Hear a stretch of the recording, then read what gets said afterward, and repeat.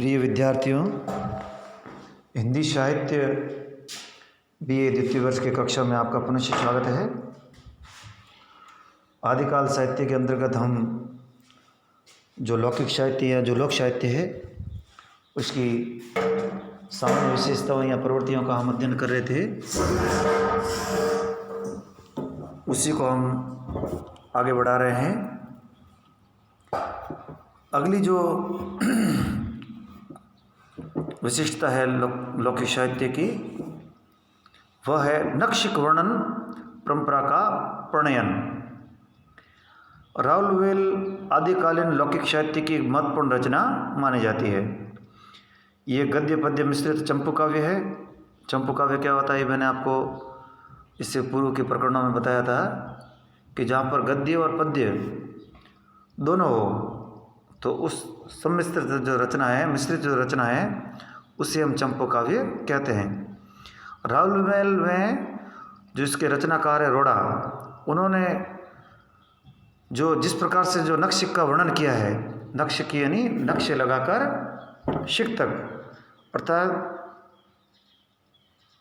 पैर से मस्त शरीर के जो ऊपरी जो भाग है मस्तक, शिखर से लगाकर पैर का जो अंतिम नख है उस तक, यानी शरीर के सभी अंगों का जो सौंदर्य जो चित्रण है उसको नक्षिक कहा जाता है। तो इस नक्षिक का जो वर्णन इस रचना में हुआ है वह हिंदी की जो नक्षिक वर्णन की जो परंपरा है उस पर अपना महत्वपूर्ण स्थान रखता है। क्यों? कि हिंदी में जो नक्षिक जो वर्णन की परंपरा है उसका जो प्रारंभ है वह राउलवेल से ही माना जाता है। बिशलदेव रासो, वसंत विलास, ढोला मारूरा दुहा, विद्यापति की पदावली, ये आदिकाल के लौकिक साहित्य के अंतर्गत की कुछ कृतियाँ हैं। इन कृतियों में भी हम इसी नक्षिक वर्णन परंपरा का जो प्रणयन है या उस परंपरा का विकास हम देख सकते हैं। यहाँ एक बात विशेष है कि जो राउल, राजमती और मारू, राउल है वह राउलवेल की जो नायिका है और जो राजमती है वह विशलदेव रासो की नायिका है और मारू है वह ढोला मारू की नायिका है। इनके नक्षिक का जो वर्णन है उसमें कहीं भी उद्दाम रूप वर्णित नहीं हुआ है, यानी ऐसा रूप जो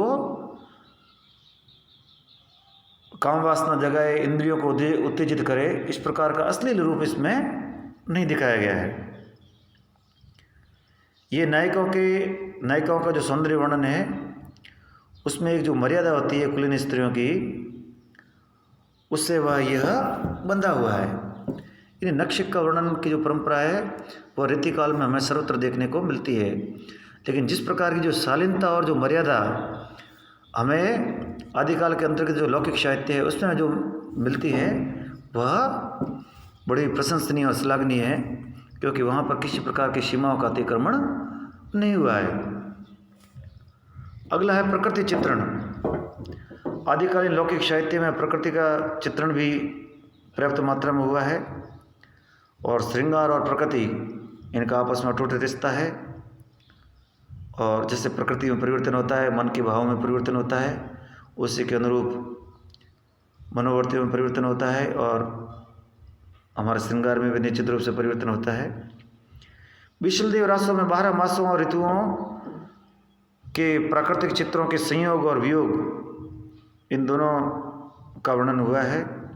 और विरह की जो विभिन्न जो दशाएं हैं उनके वर्णन में बिजली, बादल प्रिय वेद नायिका का की जो दशा है उसमें उसका वर्णन हुआ है। तो कहने का आशय है कि प्रकृति और श्रृंगार ये एक दूसरे से जुड़े हुए हैं और नायिकाओं के श्रृंगार के वर्णन में प्रकृति भी सामने उभर कर आई है। वसंत विलास में प्रकृति और नारी दोनों का मदोन्मत्त, मद से उन्मत्त स्वरूप श्रृंगार रस की तीव्र धारा प्रवाहित करता है। कहने का आशय है कि श्रृंगार में प्रकृति को भी स्थान दिया गया है, वो भले ही 12 मासक पद्धति में ही वो भले ही गेयता और संगीतात्मकता, गेयता यानी जिसको गाया जा सके, और संगीतात्मकता अर्थ है जिसमें जो विशिष्ट जो स्वर लहरियाँ होती है, जो राग रगनियाँ होती है, उनसे बंधा हुआ। भाव प्रवणता स्वयं में गेय होती है। मन के भावों को जब हम अभिव्यक्त करते हैं तो वे अपने आप एक गाने का रूप धारण कर लेते हैं, इसलिए भाव प्रवणता को स्वयं गेय कहा गया है। इसलिए इस धारा के लगभग सभी रचनाएं गेयता और संगीतात्मकता पाई जाती है। लौकिक साहित्य में चूँकि भाव प्रवणता अभिव्यक्त हुई है, मन के जो भाव है वे प्रबलता के साथ में अभिव्यक्त हुए हैं, तो इसलिए इस काल की सभी रचनाओं में हमें गेयता भी मिलती है और संगीतात्मकता भी मिलती है। नारी के सहज श्रृंगार से लेकर उसके मानसिक सौंदर्य तक पहुंचने की प्रवृत्ति आदिकालीन लौकिक साहित्य में हमें देखने को मिलती है। नक्षक वर्णन, विरह के विभिन्न रूप, प्रेरणा नायिका द्वारा प्रीतम के पास संदेश भेजना, ये लौकिक साहित्य के विभिन्न आयाम है, विभिन्न ढंग है। इसी कारण गेयता और संगीतात्मकता का भी इसमें समावेश हो गया है। फिर है जो उस समय की जो भाषा है, जो बोली है, उसका परिष्कार भी इस साहित्य के माध्यम से हुआ है। आदिकालीन लौकिक साहित्य में तत्कालीन जो काव्य भाषा है, काव्य भाषा यानी जो साहित्य की जो भाषा है, उसकी अपेक्षा जन बोलियों का अधिक प्रयोग हुआ है। यानी जो साहित्य की भाषा, जैसे हमारे यहाँ पर हिंदी की जो हिंदी है वो हमारे साहित्य की भाषा है, परंतु जो लोगों की हमारी जो बोली है, हमारा मन के जो भाव है, हम जिस भाषा में प्रकट करते हैं वह मारवाड़ी, वह एक हिंदी की बोली है। तो इन्होंने जो उस समय की जो तत्कालीन जो साहित्य भाषा थी अपभ्रंश या अपभ्रंश से विकसित होती हुई जो अवट इत्यादि जो हिंदी थी, उसका ना प्रयोग करके उन्होंने जो लोगों की जो बोलियां थी उनका प्रयोग किया। इस तरह की प्राचीनतम जो कृति है वो कौन सी है?